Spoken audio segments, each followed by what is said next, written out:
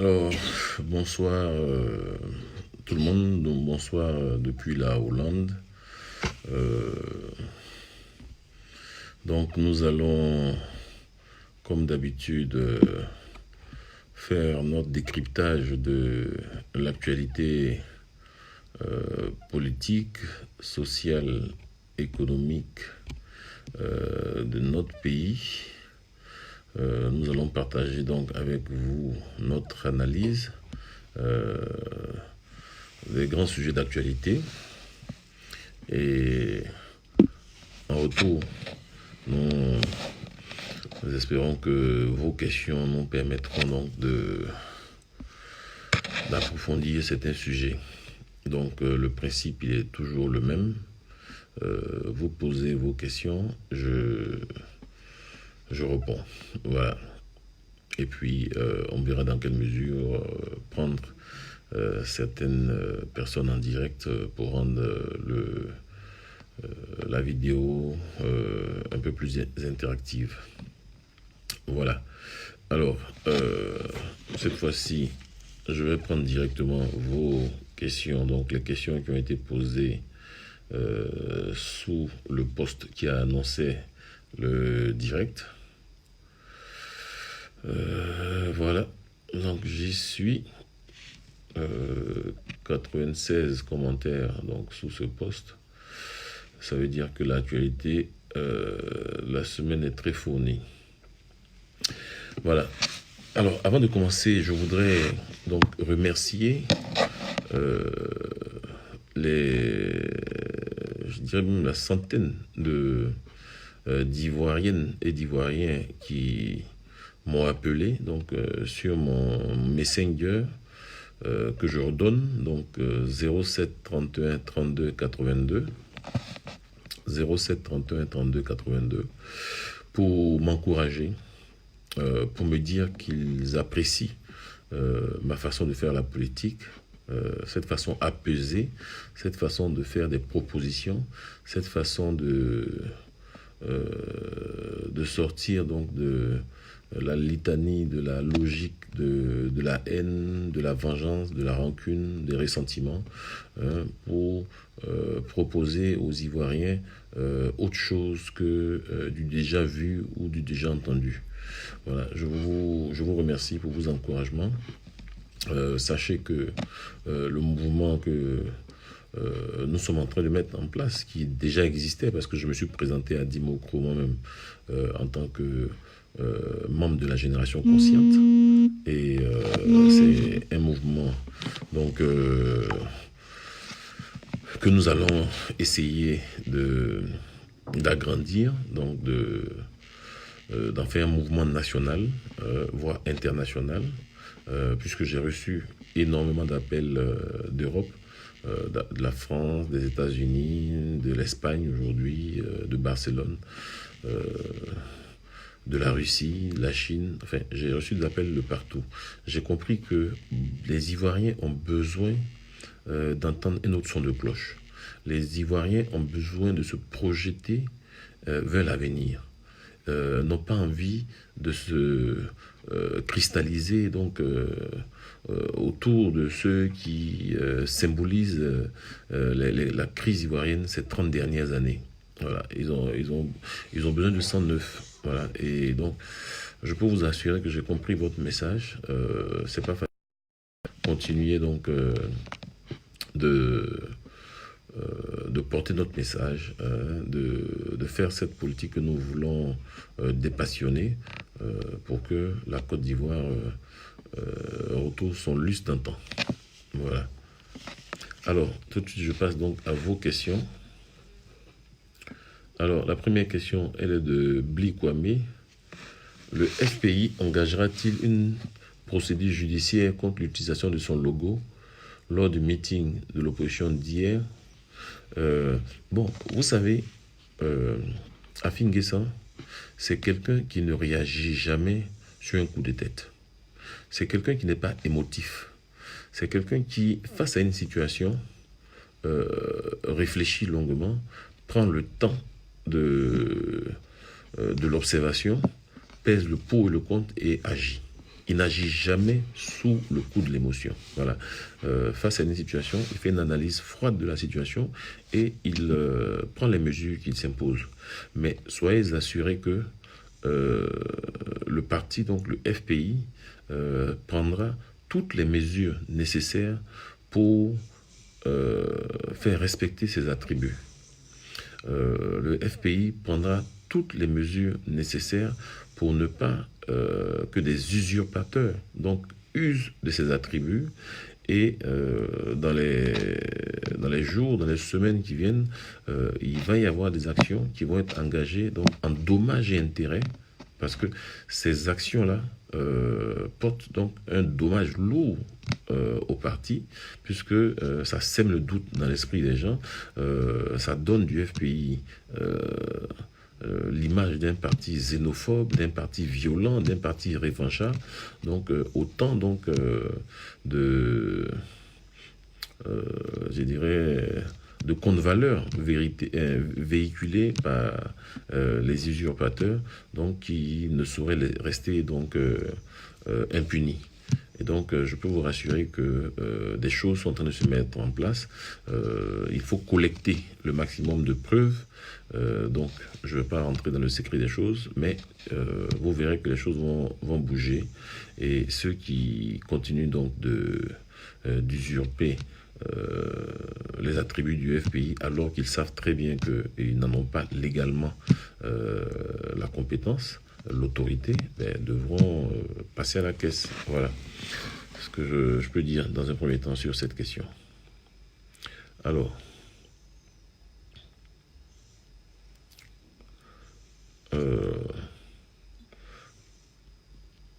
la question est de Naftali Lavartus Podeo. Qu'est-ce qui fait courir à Finguessan? Qu'est-ce qui fait courir à Finguessan? Ce qui fait courir à Finguessan, c'est la Côte d'Ivoire. Voilà, c'est son amour pour la Côte d'Ivoire. Voilà. Ce qui fait courir à Finguessan, c'est trouver des solutions aux maux qui minent donc la Côte d'Ivoire, qui, vous le savez, sont le chômage, la pauvreté,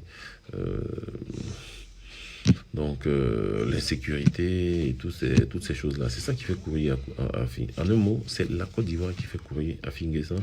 Et c'est pour la Côte d'Ivoire que depuis une quarantaine d'années, très jeune déjà, donc il s'est engagé en politique pour faire avancer les choses. Voilà.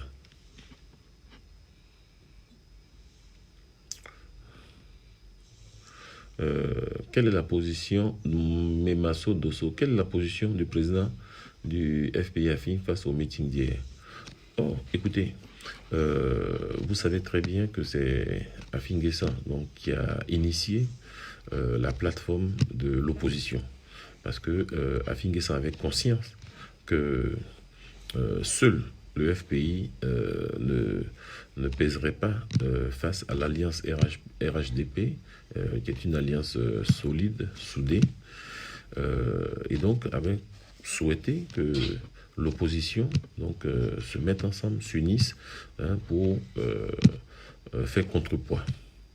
Et donc c'est dans cette logique-là que Afinguessan a soutenu, enfin le FPI a soutenu certains candidats du PDCI en 2018 dans des endroits où on n'avait pas de candidat. Voilà. C'est dans cette logique également que Afinguessan a travaillé avec le PDCI sur des propositions communes pour la CEI.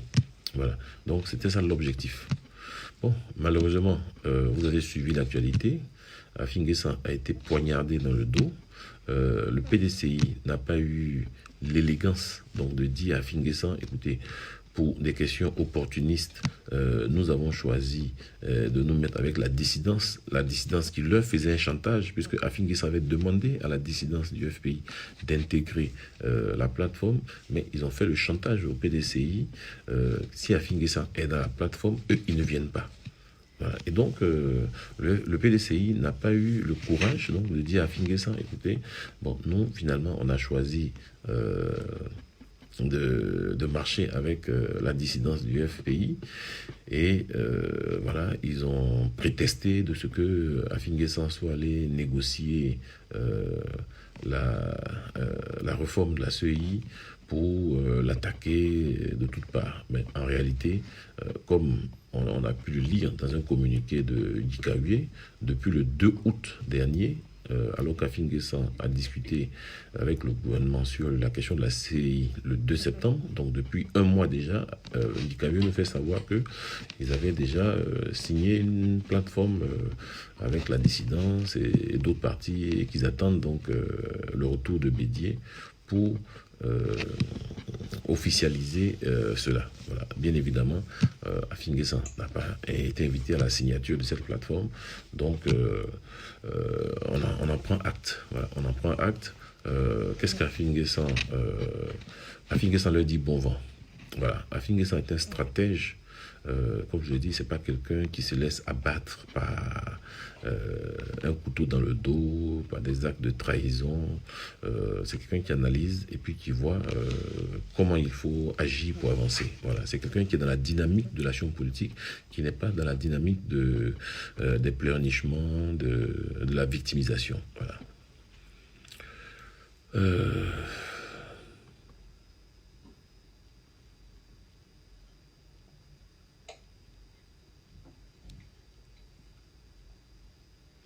Alors, je prends d'autres questions.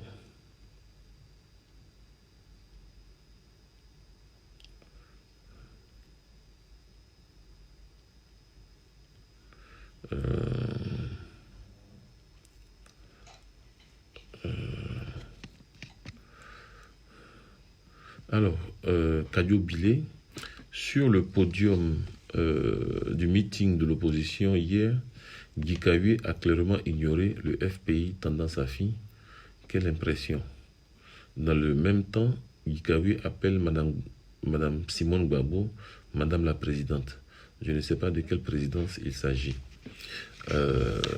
Bon, d'abord, il n'y a pas une tendance affine du FPI. Il y a le FPI et il y a sa dissidence qui est dans l'illégalité. Voilà, c'est ça qu'il faut dire. Voilà. Il n'y a pas deux FPI, il y a un FPI et le président s'appelle Pascal Afin Guessan parce qu'il a été élu le 27 juillet 2018 lors d'un congrès. Voilà. Et les actes de ce congrès sont déposés au ministère de l'Intérieur. Et donc, au ministère de l'Intérieur, c'est le président Afin Guessan, donc qui est le président du FPI. Je l'ai déjà rappelé dans d'autres vidéos, la dissidence a saisi le tribunal d'Abidjan, Youmamadou a saisi le tribunal d'Abidjan, prétestant de ce que les attributs du FPI lui appartenaient. Il a perdu son procès. Il a alors saisi les tribunaux en France également. Il a encore perdu son procès et il est même condamné à payer 2 millions de francs CFA au Front populaire ivoirien. Voilà.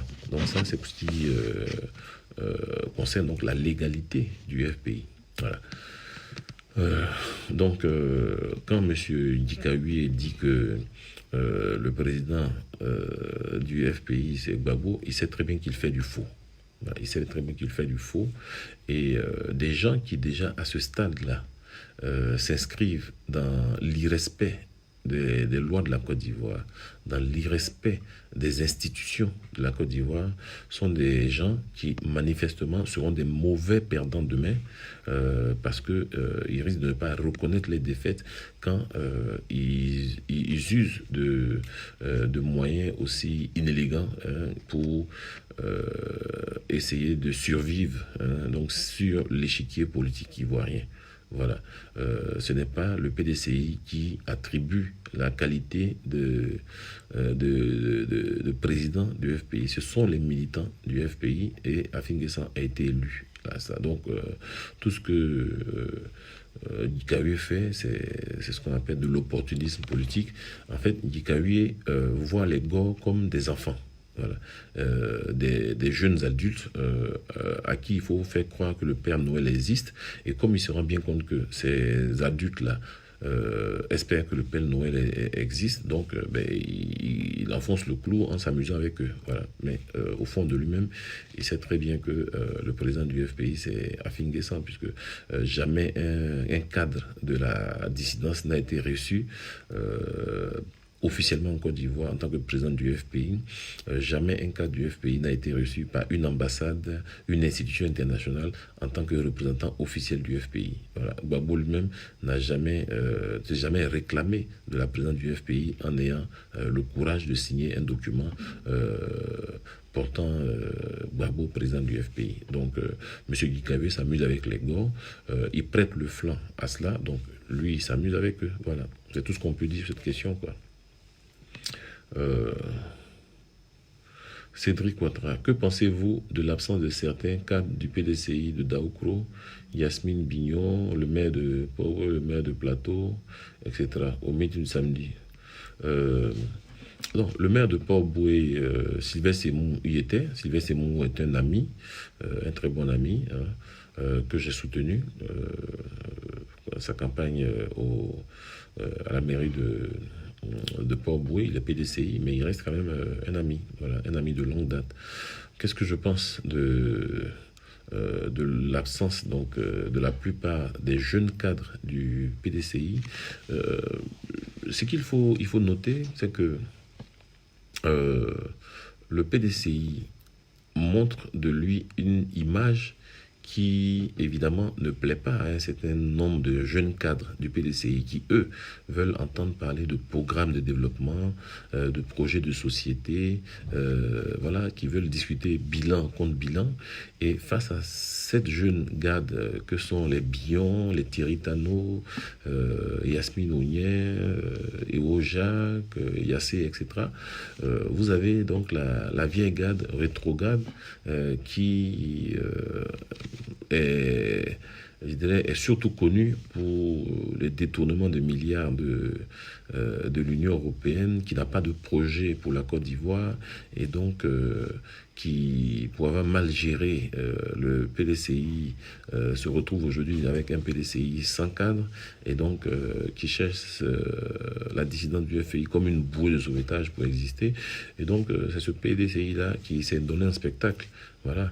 Et donc ces jeunes-là n'ont pas voulu associer leur image à cela parce qu'ils pensent que le PDCI peut donner mieux que ce spectacle-là à la Côte d'Ivoire, et je suis entièrement d'accord avec eux. Alors, Général Mallet, quel est votre avis sur la visite d'État du président de la République à Dimokro? Ben, c'est une visite d'État. Comme chaque président en exercice en fait, Gbagbo l'a fait à l'approche des élections, Houphouët-Boigny le faisait, etc. Donc tout le monde l'a fait, y compris Bédié. Donc c'est une visite d'État sous fond de pré-campagne électorale. Je dirais c'est de bonne guerre. Maintenant, il faut que les retombées il y a des retombées pour les populations de Dimokro, notamment en termes d'infrastructures, parce qu'on sait que Dimokro souffre de la fermeture de l'UTEXI, c'était la plus grande pourvoyeuse d'emplois dans la région. J'espère que le chef de l'État vient avec des solutions pour la question donc, du chômage des jeunes. Ils sont des dizaines de milliers de jeunes sans emploi. Donc ils déambulent comme ça dans la région. Il serait bon de leur trouver des solutions. Voilà. Et puis également, il y a des problèmes d'infrastructures routières. Voilà. Entre Dimokro et Bukanda, la voie est impraticable. Entre Dimokro et Bongouanou, également, la voie est assez dégradée. Donc, je pense que les chantiers sont nombreux. Donc, voilà ce que je peux dire.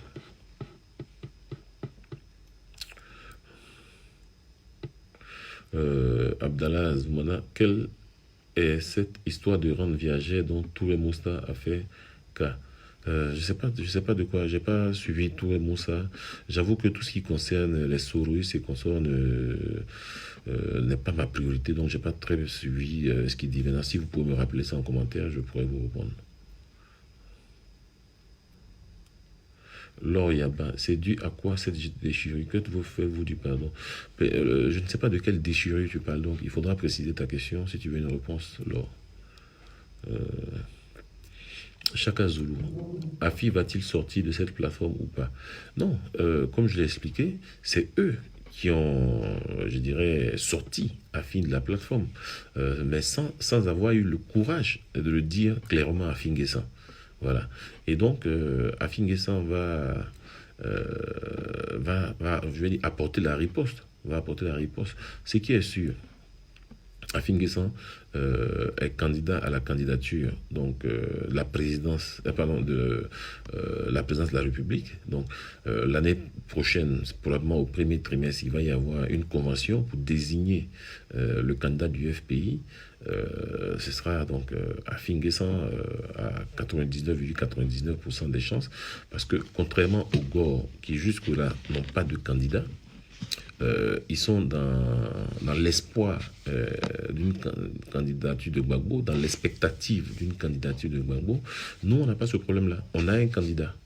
Voilà, on a un candidat, on sait qui il est. Voilà, c'est pareil pour le PDCI. Aujourd'hui, le PDCI ne sait pas. Si demain, on met en place un système de parrainage pour choisir, désigner les candidats, le FPI n'a pas de problème. Voilà. Nous avons participé à toutes les élections, nous avons des élus.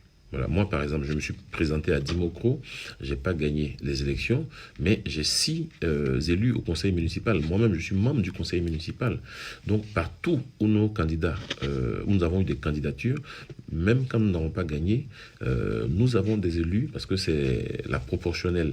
Voilà. Donc, en fonction de vos résultats, vous avez donc des élus qui siègent. Donc, on a des élus dans les différents conseils régionaux, on a des élus dans les différents conseils municipaux.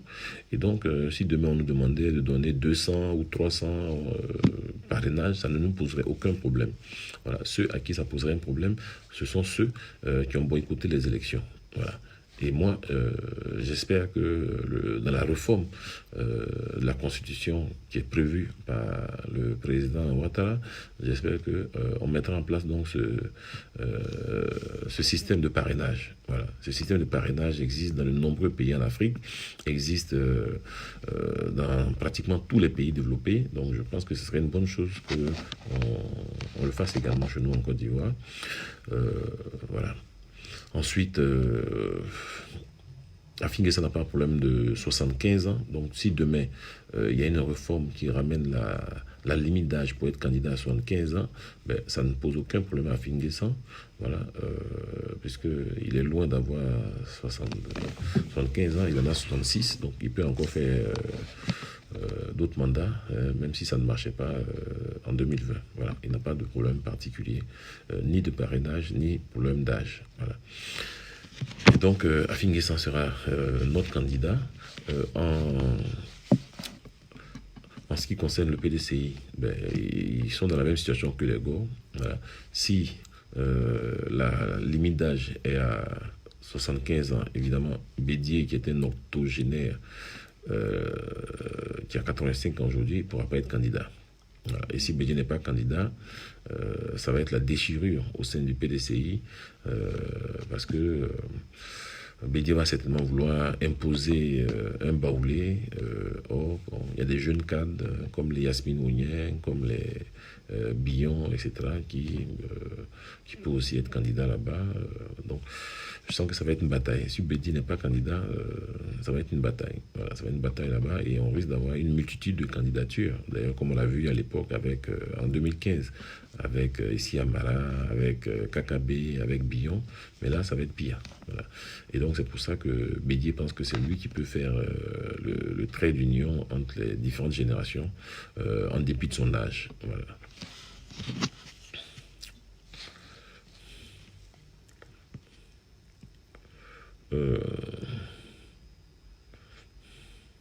Koulibaly Bema, selon les sources, Afi aurait demandé 1 milliard pour la subvention des partis politiques. Vrai ou faux?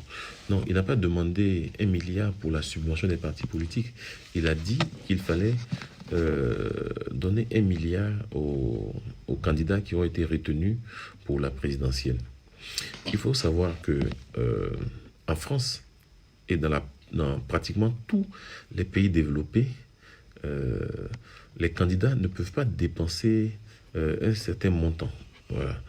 En France, par exemple, la limite hein, de budget alloué à une campagne présidentielle par un candidat, c'est 11 milliards de francs CFA. Voilà, au premier tour, et au deuxième tour, c'est 17 milliards de francs CFA. Bon, chez nous, il n'y a pas de limite. Donc un candidat peut dépenser 50 milliards, 100 milliards, 300 milliards, il n'y a pas de problème. Voilà. Et donc, quand on voit que dans des pays comme les nôtres, où l'analphabétisme est réel, le taux de pauvreté est également significatif, bien évidemment, le candidat qui a le plus de ressources a toutes les chances donc de gagner ou en tout cas de faire un très bon score. Pour preuve, vous n'avez qu'à voir le score du FPI quand il était dans l'opposition avec Gbagbo, qui tournait autour de 10%. 10%, et le FPI uni, avec une dizaine d'élus. Mais dès que le FPI est venu au pouvoir, avec les moyens de l'État, le FPI s'est retrouvé avec une centaine d'élus. Voilà. Alors, au premier tour, le FPI a fait 34%, là où Gbagbo faisait face à Oufoué à peine une dizaine de pourcentage. Donc, les moyens aident. Voilà. En Afrique, les moyens aident. Donc, quand Afin-N'Guessan demande que la somme de 1 milliard soit allouée à chaque candidat, c'est pas pour que chaque candidat se mette ça dans la poche et aille s'asseoir. Parce que ce qu'Afin-N'Guessan dit également, c'est qu'il faut mettre en place une commission nationale de supervision donc, du budget de campagne. Voilà. De sorte que quelqu'un à qui on a donné 1 milliard, il doit être en mesure de prouver que cet argent a servi à faire la campagne. Voilà. Et si ça n'a pas servi à faire la campagne, ben, il devra rembourser. Voilà. Tout comme ce qu'Afin-N'Guessan veut, c'est que le budget de campagne soit plafonné. Voilà, soit plafonné pour que on n'injecte pas 50 milliards, 100 milliards, alors qu'on sait très bien que cet argent-là ne provient pas de la poche personnelle donc de certains candidats qui sont au pouvoir. Voilà. Et donc c'est toute une réforme voilà, qu'il faut faire, de sorte que celui qui gagne, c'est pas simplement celui qui a le plus d'argent ou qui peut puiser dans les caisses d'État, mais c'est quelqu'un qui peut faire valoir ses idées. Voilà. Or, il s'agit de présidentiel. Il s'agit de présidentiel. 1 milliard pour faire une campagne présidentielle, c'est une goutte d'eau dans la mer. Voilà. Quand on le dit comme ça peut sembler énorme, mais c'est une goutte d'eau dans la mer.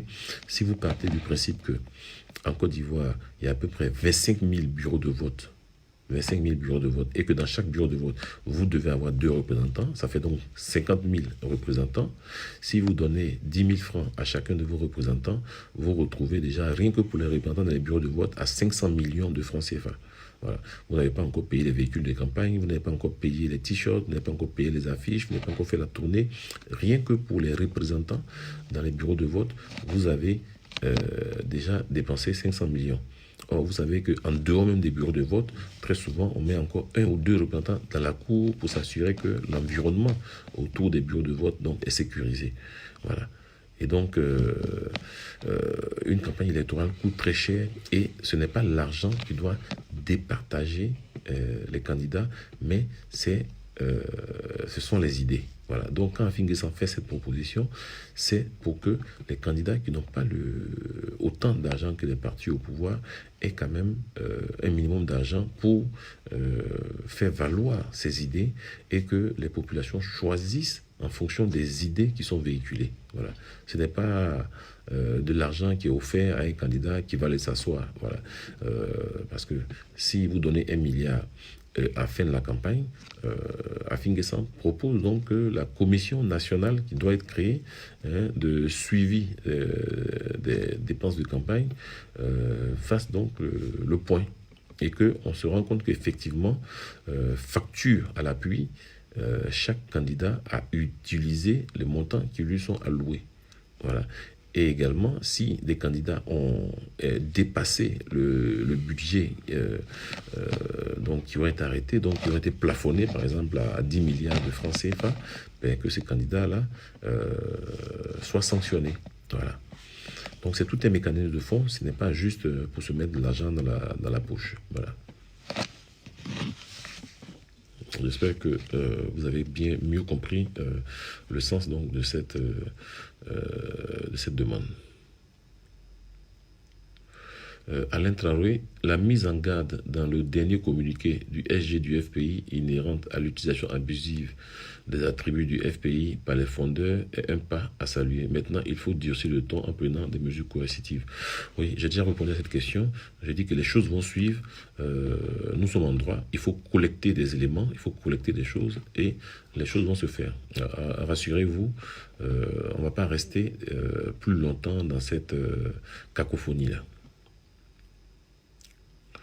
Quelle lecture faites-vous de la posture de Niamey Kona?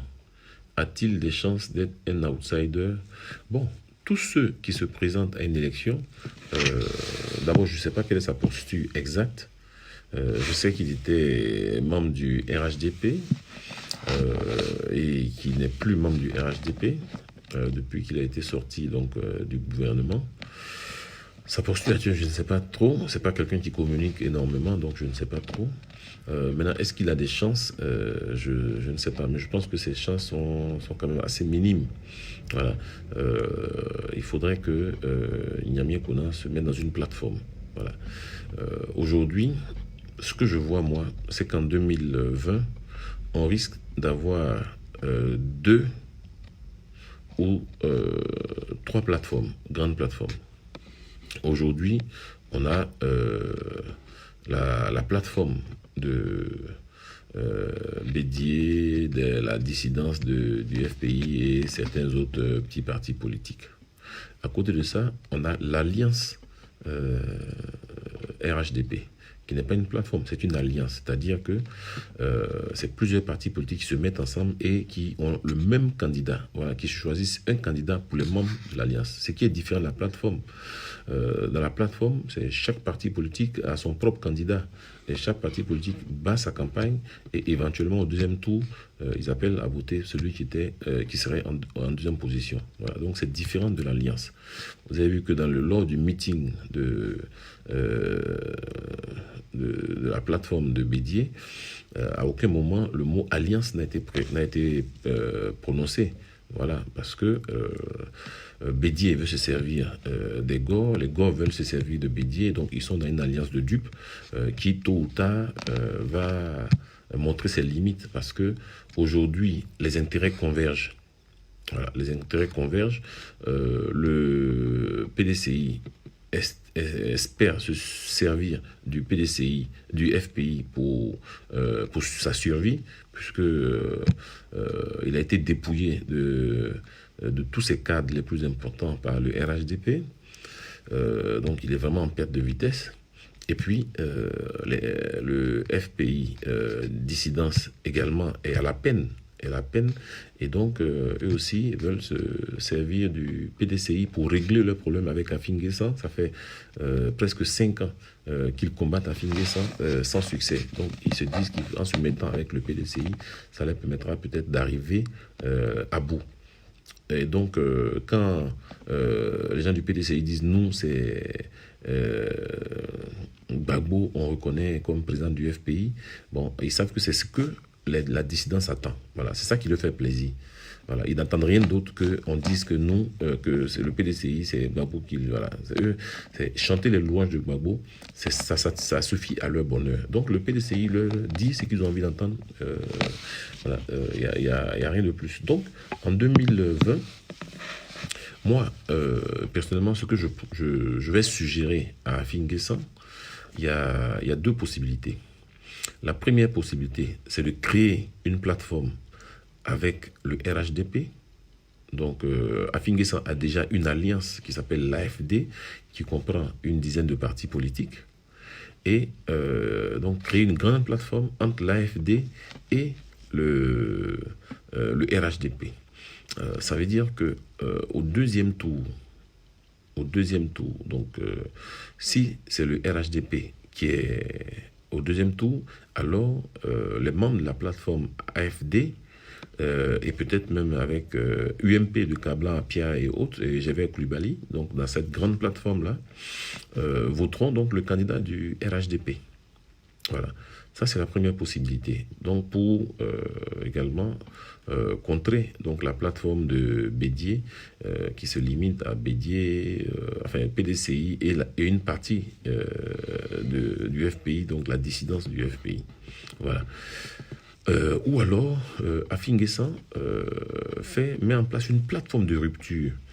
Cette plateforme de rupture est une plateforme de tous ceux qui veulent tourner le dos donc à la haine, au ressentiment, à la vengeance, à la revanche, voilà, à la xénophobie, voilà, et qui ont des choses à proposer aux Ivoiriens. Voilà, qui ont un programme et qui veulent se faire élire sur la base d'un programme et non pas sur la base de discours du genre, oui, il faut donner la Côte d'Ivoire aux Ivoiriens, il faut mettre les Ivoiriens au pouvoir, voilà, mettons-nous ensemble les Ivoiriens, comme si ceux qui sont au RHDP étaient des étrangers, voilà, comme si Montano Marcel était un étranger, comme si Amadou Gon Coulibaly était un étranger, comme si Anne Loto est une étrangère, comme si Méambli était... Enfin, voilà. Donc, voilà. Donc il faudrait mettre en place cette autre plateforme-là. Voilà. Si Afinguessan ne rentre pas dans cette grande plateforme avec le RHDP, il faudrait mettre cette autre plateforme donc, qui serait la plateforme de la promotion des valeurs et qui met la Côte d'Ivoire au centre de tous les intérêts. Et donc, dans cette plateforme-là, je vois Afinguessan, Madou Coulibaly, Gévais Coulibaly, Cabran Apia, Nyami Nkuna, enfin, tous ceux qui font de la politique pour faire avancer la Côte d'Ivoire. Voilà. Pas pour se mettre derrière un septuagénaire ou un octogénaire, mais qui veulent faire avancer la Côte d'Ivoire, qui ont des projets pour la Côte d'Ivoire. Voilà. Et le FPI en a, Madou Coulibaly en a, Cabran Apia en a, Gévais Coulibaly en a, enfin, ils sont nombreux quoi, à avoir un projet pour la Côte d'Ivoire.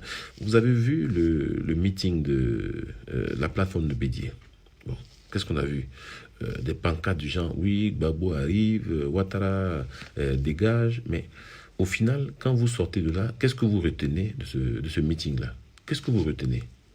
Ont-ils parlé de la Côte d'Ivoire, des problèmes de la Côte d'Ivoire? Ont-ils dit comment est-ce qu'ils comptent lutter contre la pauvreté? Ont-ils dit comment est-ce qu'ils vont régler le problème de l'école?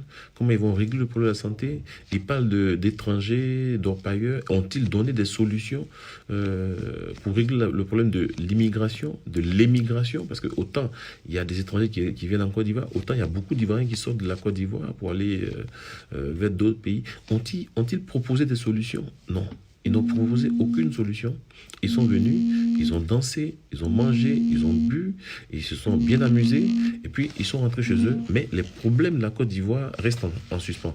Donc ça montre clairement que ce ne sont pas ces gens-là qui ne sont pas là pour régler les problèmes. Ceux qui se sont mis ensemble ont un souci commun.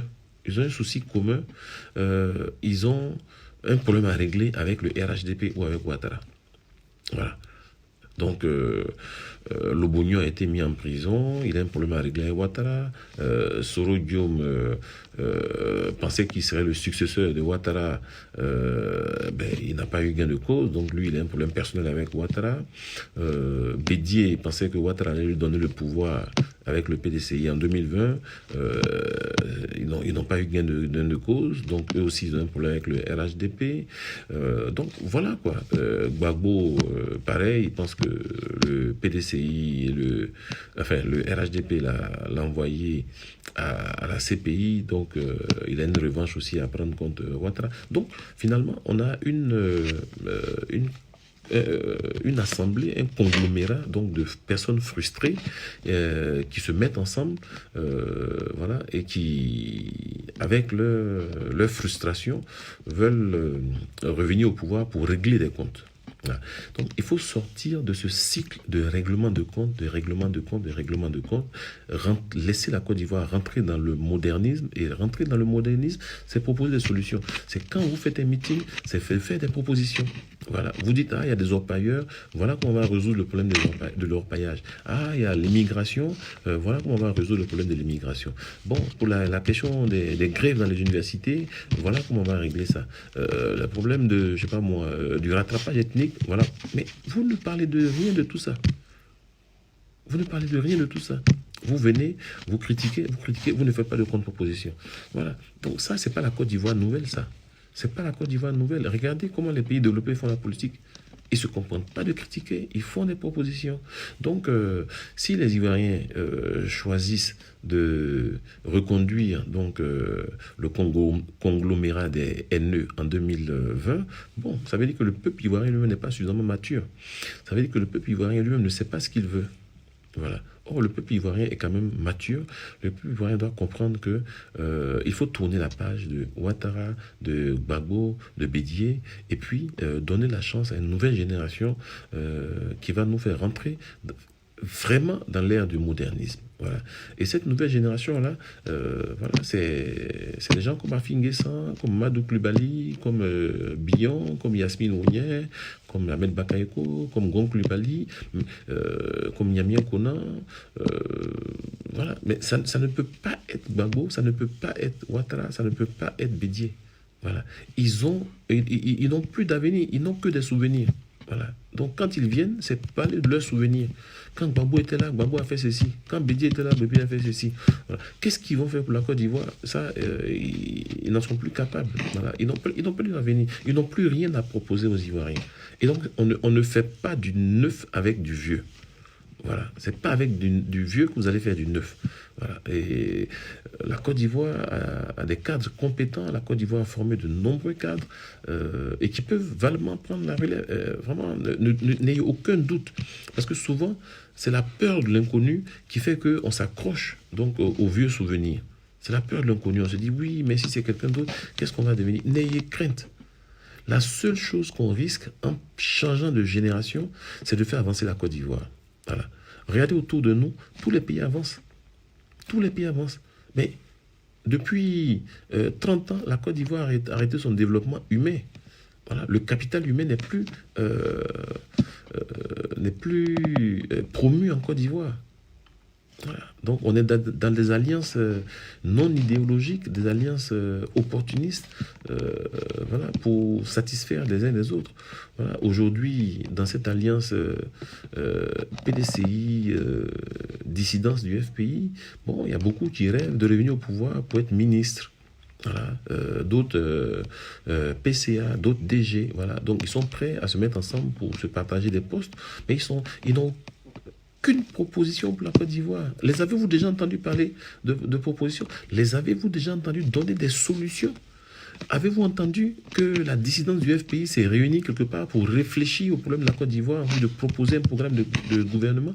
Avez-vous entendu que le PDCI s'est réuni quelque part, on réfléchit pendant 2 ou 3 jours comme Afin Guessan l'a fait, pour proposer des choses à la Côte d'Ivoire? Avez-vous vu ces gens-là, comme Madou Coulibaly, tous les jeudis, qui viennent, qui proposent des choses, qui critiquent, qui proposent des choses?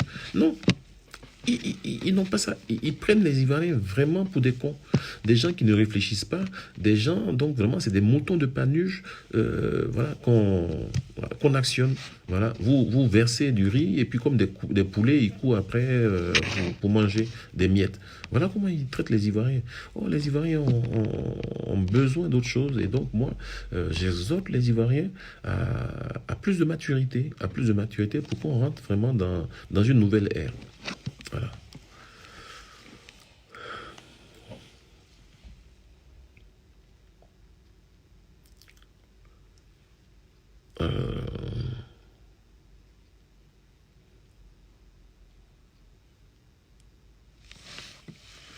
Balou, faisons la paix. Cette affaire de 2 FPI nous dérange vraiment. Oui, bien sûr. Afin Guessan a montré qu'il était un homme de paix. Voilà. Afin Guessan s'est déplacé pour aller voir Gbagbo. C'est Gbagbo qui n'a pas voulu le recevoir. Donc, on veut présenter Gbagbo comme un homme de paix, quelqu'un qui vient réconcilier les Ivoiriens, mais c'est faux. Gbagbo vient pour régler des comptes. Voilà. Quand on voit comment il se comporte comme Afin Guessan, alors qu'il est incapable de dire ce qu'il reproche à Afin Guessan, on voit qu'il y a des choses. Je vais vous faire une confidence, parce que de temps en temps, j'aime bien faire des confidences. Vous savez que Mme Afinguessan s'était rendue à la CPI, je crois en 2016 ou 2017, pour aller voir Blé Goudé. Dès que Gbagbo a su qu'elle était à la haie, donc à la CPI, il est allé s'enfermer dans sa chambre. il, a, il a couru, il allait s'enfermer dans sa chambre. Bon, voilà. Donc, comment voulez-vous que quelqu'un qui a une telle attitude puisse réconcilier la Côte d'Ivoire? C'est pas possible. Quand vous voyez Bédier qui vient exalter les sentiments tribaux, qui veut opposer les Ivoiriens aux non-Ivoiriens, les nationaux aux non-nationaux, etc. Vous pensez que c'est comme ça qu'on va réconcilier la Côte d'Ivoire? Qu'on le veuille ou non, la Côte d'Ivoire est un pays d'accueil. La Côte d'Ivoire est un pays d'accueil. Certains parlent de 18% d'étrangers, d'autres parlent de 20%, de 30%. Le fait est que la Côte d'Ivoire est un pays d'accueil. Mais l'étranger n'est pas une source de malédiction. L'étranger est une bénédiction. La plupart des gens les plus virulents sur les étrangers, curieusement, vivent en France, vivent à l'étranger, aux États-Unis. Et souvent même, ceux qui sont en France vivent de l'aumône des Français. Ils sont inscrits à la sécurité sociale, ils ne travaillent pas et ils vivent donc du travail des Français. Et c'est ceux-là qui parlent des étrangers viennent nous voler notre pain. C'est quand même paradoxal de voir que les plus virulents sur la question des étrangers sont ceux-là même qui vivent de l'aumône, du travail d'autres étrangers. Et donc, il faut sortir de ce type de discours-là qui ne fait pas avancer la Côte d'Ivoire. La Côte d'Ivoire est membre de la CEDEAO. Au cas où certains ne le sauraient pas, il existe un passeport CEDEAO. Voilà. Il existe un permis CEDEAO. Il existe une assurance CEDEAO. Donc, nous sommes en train de parler donc d'une intégration régionale. Et pendant qu'on parle d'une intégration régionale, et c'est maintenant qu'il y a des gens qui vont venir exalter les sentiments nationaux, alors qu'il y a des dispositions communautaires qui sont au-delà de notre constitution, qui nous lient à d'autres pays, qui fait que demain, il n'y aura plus de frontières entre la Côte d'Ivoire et le Mali, entre la Côte d'Ivoire, le Burkina, le Togo, parce que c'est ça le sens de l'histoire. C'est ça le sens de l'histoire. Je ne peux pas comprendre que des dissidents qui se disent panafricanistes puissent donc se mettre avec des gens comme le PDCI de Daoukro, qui, eux, veulent faire un repli identitaire sur la nationalité ivoirienne. Donc, comment vous allez vivre votre panafricanisme? Donc, tout cela montre bien que tout ça n'est pas sérieux. Voilà. Ces alliances conjoncturelles-là, qui ne sont pas des alliances structurelles, c'est-à-dire qui ne sont pas structurées sur je dirais, des idées de développement, sur des idées progressistes, trouvent très vite leurs limites et ça ne va pas manquer. Ça ne va pas manquer parce qu'à un moment donné, au-delà des intérêts conjoncturels qui convergent aujourd'hui entre le PDCI et la dissidence du FPI, ces intérêts-là vont diverger lorsqu'il s'agira donc de choisir qui sera le candidat. Voilà. Et donc, vous verrez que ça va faire flop.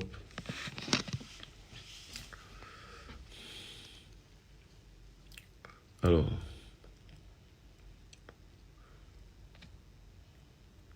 Marius Mambo, maintenant que nous voyons dessiner une alliance entre Gbagbo et Bédier pour les élections à venir, quelle sera la réponse de M. Afi à cet état? Bon, j'ai déjà répondu à cette question. Moi, je vais, en tant que conseiller, je vais travailler sur deux axes. Le premier axe, c'est de dire, mettons en place une grande plateforme cette fois-ci, donc entre l'alliance RHDP, qui comprend le RDR, l'UDPCI et d'autres partis, et l'alliance AFD, qui comprend également une dizaine donc le FPI, une dizaine de partis politiques, et puis l'UMP, l'alliance UMP de Gévert Koulibaly, Cabran Apia et autres.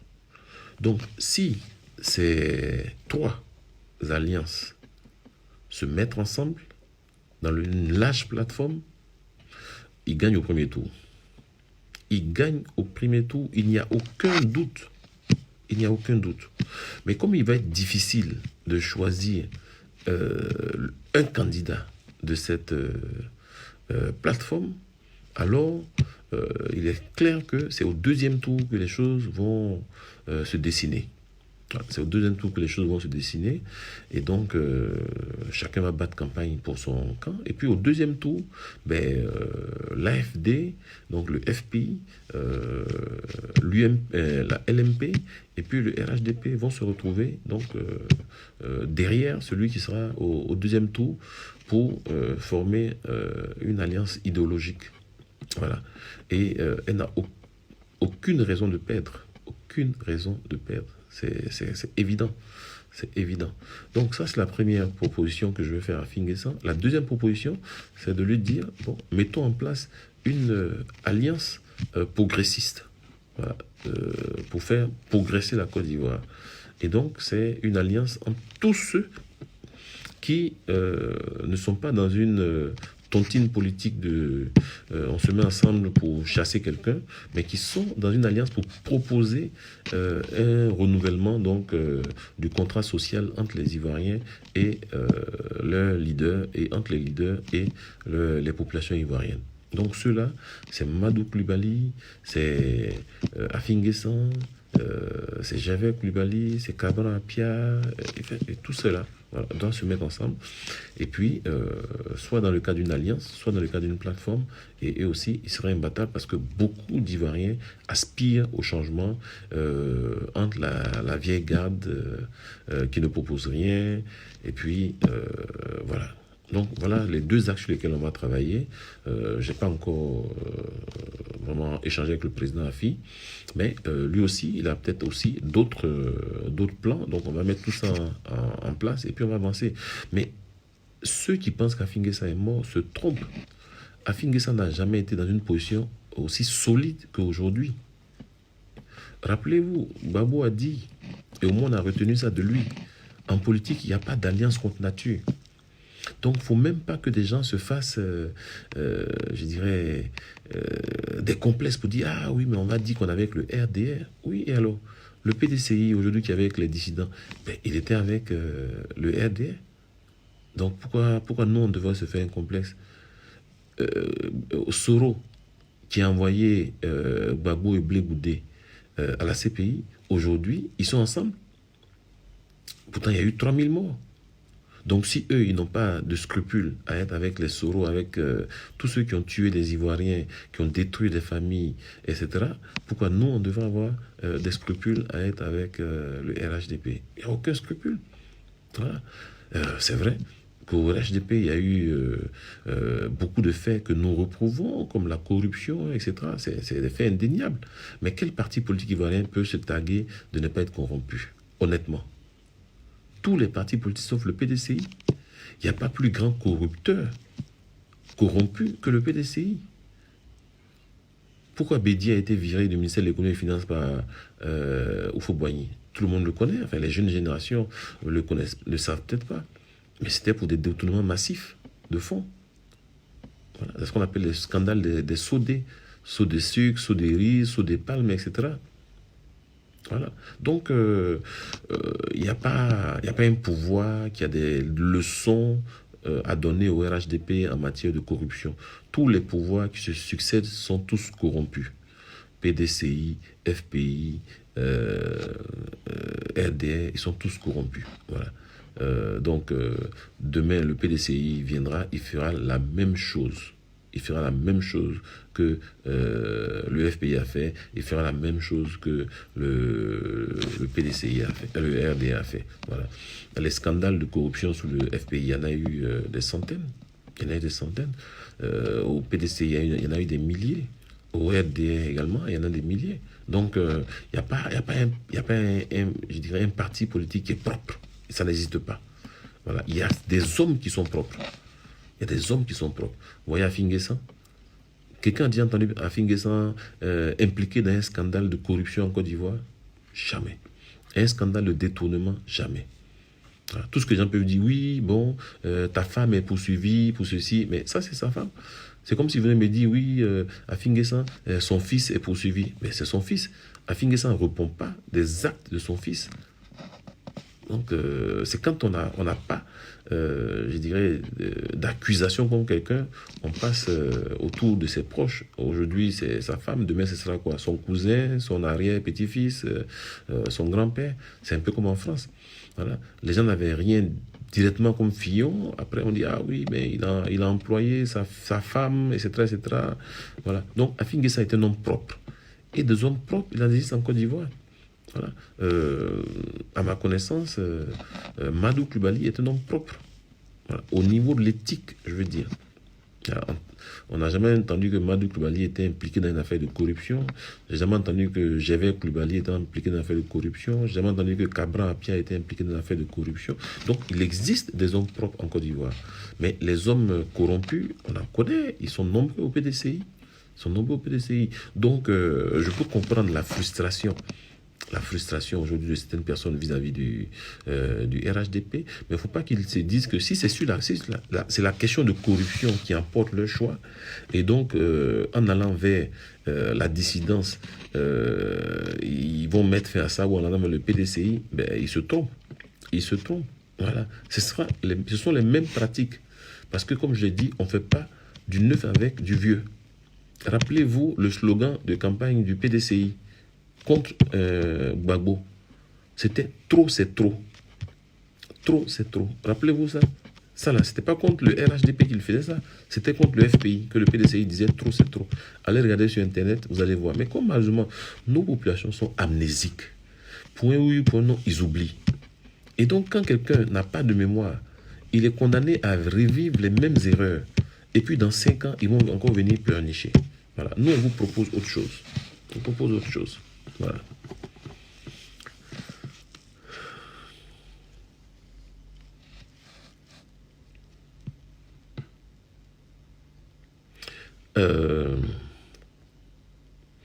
Ahmed Dosso, y a-t-il une possibilité que le RHDP remporte les élections au premier tour, eu égard au recrutement de tous les cadres du PDCI qui comptent dans leur région?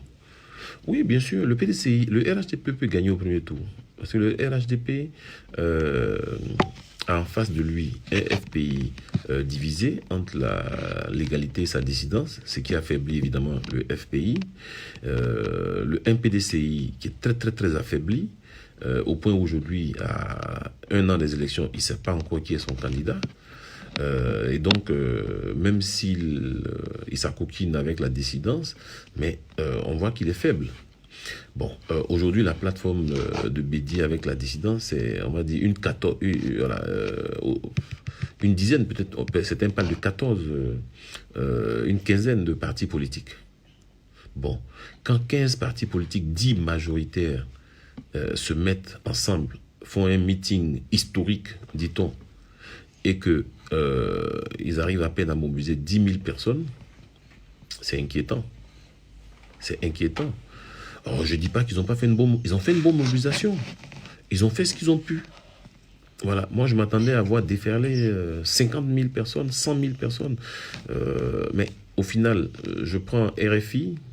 Moi, je n'étais pas là. Je suis en Hollande. Je n'étais pas là-bas. Donc, je me fie aux commentaires de journalistes de RFI, de BBC, de Jeune Afrique. Bon, tous tournent autour de 10 000. Bon, 10 000, c'est ce que Afinguessan seul a fait au palais des congrès, pas au palais des sports, au palais des congrès. Pardon,